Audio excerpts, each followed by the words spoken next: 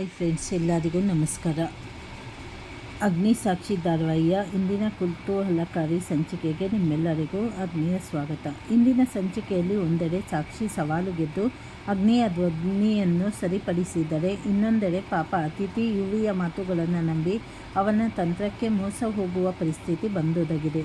ಮೊದಲಿಗೆ UV ಬೇರೆಯವರೊಂದಿಗೆ busy ಆಗಿರುವ ಅತಿಥಿ ಕಾಲ್ ಮಾಡ್ತಾಳೆ. ಯುವಿ ಸ್ವಲ್ಪ ಕಿರಿಕಿರಿಗೊಂಡು ಮಾತಾಡಿದಾಗ ಅತಿಥಿ ಕ್ಷಮೆ ಕೇಳ್ತಾಳೆ. ನಂತರ ಯುವಿ ತನ್ನ ಪ್ಲ್ಯಾನ್ ಪ್ರಕಾರ ನಾಟಕ ಶುರು ಮಾಡ್ತಾನೆ.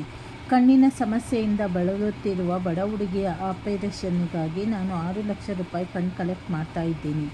ಈಗಾಗಲೇ 2 ಲಕ್ಷ ಕಲೆಕ್ಟ್ ಆಗಿದೆ, ಇನ್ನು 4 ಲಕ್ಷ ಬೇಕು ಎಂದು ಅತಿಥಿಯ ಮುಂದೆ ನಂಬಿಸುತ್ತಾನೆ. ಇದನ್ನು ಕೇಳಿ ಮರಳಾಗುವ ಅತಿಥಿ, ನೀನು ಇಷ್ಟೊಂದು ಒಳ್ಳೆಯ ಕೆಲಸ ಮಾಡ್ತಾ ಇದ್ದೀಯಾ, ನನ್ನ ಅಕೌಂಟ್ನಲ್ಲಿ ಅಣ್ಣ ಮತ್ತು ಅಪ್ಪ ಹಾಕಿರೋ ದುಡ್ಡಿದೆ, ಅದನ್ನು ನಾನು ನಿನಗೆ ಕೊಡ್ತೀನಿ ಎಂದು ಹೇಳ್ತಾಳೆ. ಯುವಿ ಬೇಡ ಎಂದು ನಾಟಕವಾಡಿದರೂ ಅತಿಥಿ ಒತ್ತಾಯಿಸಿ ಹಣ ನೀಡಲು ಒಪ್ಪುತ್ತಾಳೆ. ಕರೆ ಕಟ್ ಮಾಡಿದ ಮೇಲೆ ಯುವಿ ಮನಸ್ಸಿನಲ್ಲಿ, ನೀನು ನನ್ನ ಟ್ರ್ಯಾಕ್ಗೆ ಬರ್ತೀಯಾ ಅಂತ ನನಗೆ ಗೊತ್ತಿತ್ತು, ನಿಮ್ಮಿಬ್ಬರನ್ನು ಬೆರಳ ತುದಿಯಲ್ಲಿ ಆಡಿಸ್ತೀನಿ ಎಂದು ಕುತಂತ್ರ ಹೂಡುತ್ತಾನೆ. ಇನ್ನೊಂದೆಡೆ ಸಾಕ್ಷಿ ಅಡುಗೆ ಮನೆಯಲ್ಲಿ ಆಯುರ್ವೇದ ಪದಾರ್ಥಗಳನ್ನು ಬಳಸಿ ಅಗ್ನಿಗಾಗಿ ವಿಶೇಷ ಕಷಾಯ ಸಿದ್ಧಪಡಿಸ್ತಾಳೆ. ಆದರೆ ಅಗ್ನಿ ಕಷಾಯ ಕುಡಿಯಲು ಒಪ್ಪುವುದಿಲ್ಲ. ಆಗ ಸಾಕ್ಷಿ ಅತಿಥಿಯ ಸಹಾಯ ಪಡೆಯುತ್ತಾಳೆ. ಅತಿಥಿ ಅಗ್ನಿ ಬಳಿ ಹೋಗಿ, ಅಣ್ಣ, ಈ ಕಷಾಯ ಕುಡಿಯದಿದ್ದರೆ ನಿನ್ನ ಧ್ವನಿ ಸರಿ ಹೋಗಲ್ಲ, ಪ್ರತಿಯೊಂದಕ್ಕೂ ನೀನು ಸಾಕ್ಷಿ ಮೇಲೆ ಡಿಪೆಂಡ್ ಆಗಿರಬೇಕಾಗುತ್ತದೆ, ಅವಳಿಲ್ಲದೆ ನಿನ್ನಿಂದ ಏನು ಮಾಡಲು ಸಾಧ್ಯವಿಲ್ಲ ಎಂದು ಪ್ಲ್ಯಾನ್ ಮಾಡಿ ಪ್ರಚೋದಿಸ್ತಾಳೆ. ಸಾಕ್ಷಿ ಮೇಲಿನ ಡಿಪೆಂಡೆನ್ಸಿ ತಪ್ಪಿಸಿಕೊಳ್ಳಲು ಅಗ್ನಿ ಬೇಡವೆಂದರೂ ಕಷಾಯವನ್ನು ಘಟ ಕುಡಿದು ಮುಗಿಸ್ತಾನೆ. ಕಷಾಯ ಹೊಟ್ಟೆಗೆ ಹೋಗುತ್ತಿದ್ದಂತೆ ಪವಾಡದಂತೆ ಅಗ್ನಿಯ ಧ್ವನಿ ಸಂಪೂರ್ಣವಾಗಿ ಸರಿಯಾಗುತ್ತದೆ.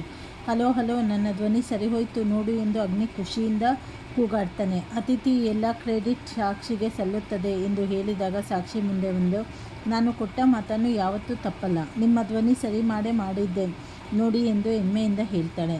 ಸಾಕ್ಷಿಯ ಈ ಕಾಳಜಿಯ ನುಡಿ ನೋಡಿ ಅಗ್ನಿಯ ಮನಸ್ಸಲ್ಲಿ ಅವಳ ಬಗ್ಗೆ ಪ್ರೀತಿ ಮತ್ತು ಕರುಣೆ ಮೂಡಲು ಪ್ರಾರಂಭವಾಗುತ್ತದೆ.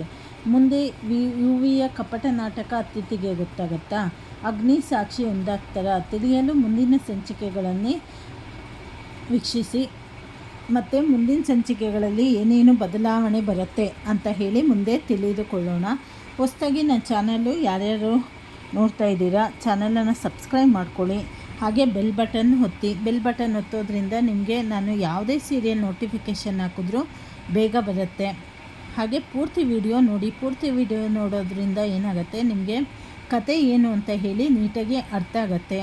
ಹಾಗೆ ಶೇರ್ ಮಾಡಿ ನಿಮ್ಮ ಫ್ರೆಂಡ್ಸಿಗೆ, ನಿಮ್ಮ ಫ್ಯಾಮಿಲಿಗೆ, ನಿಮ್ಮ ವಾಟ್ಸಪ್ಪಲ್ಲಿ, ಫೇಸ್ಬುಕ್ಕಲ್ಲಿ ಎಲ್ಲ ಶೇರ್ ಮಾಡಿ. Thank you very much. ಧನ್ಯವಾದಗಳು.